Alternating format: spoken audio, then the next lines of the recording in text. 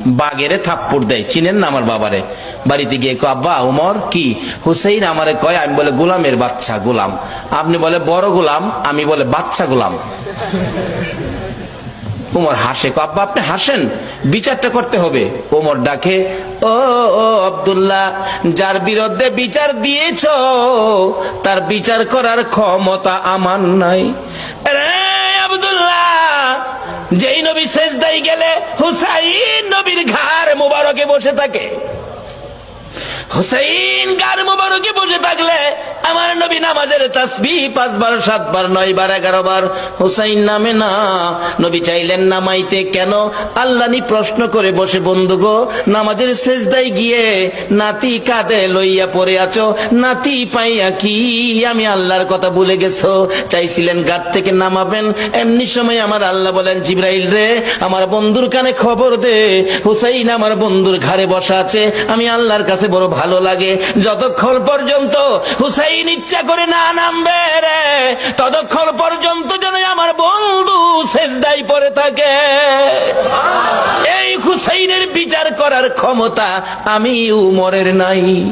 না বাবা, বিচার করতে হবে, যাও, জুমার দিন বিচার হবে মসজিদে নববীতে। ওমর রাষ্ট্রপতি মিম্বরে উঠে ঘোষণা দিলেন, হুসাইন আছেন? হ্যাঁ। আমার ছেলেরে গোলামের বাচ্চা গোলাম কইছেন? হ্যাঁ কইছি। তা আমি তো রাষ্ট্রপতি, আমি তো কোনো গোলাম না, আমারও গোলাম কইলেন, ছেলেরে বাচ্চা গোলাম কইলেন, কই গোলামি করলাম? ও ইমাম হুসেইন আঙ্গুল ইশারা করে বলে, ওমর, আমার সামনে বড় কথা কইেন না, আপনি কি আমার নানার গোলামি করেন নাই?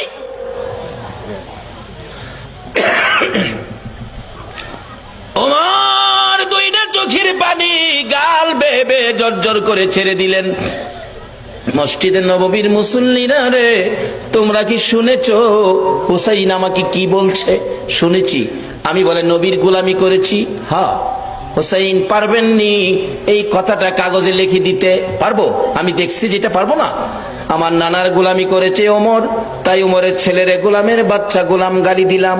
ওমর এই চিঠিখানি হাতে লইয়া ডাকে, মসজিদের নববীর মুসল্লিরা রে, আমি নবীর গোলামি করেছি, প্রমাণ দিয়েছে ইমাম হুসাইন, আমি ওমর আর কোথাও কোনো ভয় করি না। ওমর বলেন, হুসাইন বলেছে আমি নবীর গোলামি করেছি আর আমি ভয় পাই না, নবীর গোলাম হইয়া কবরে যাব। ও মুসল্লিরা, আমি উমর যদি মৃত্যুবরণ করি, হুসাইনের চিঠির মর্যাদা দিলেন উমর,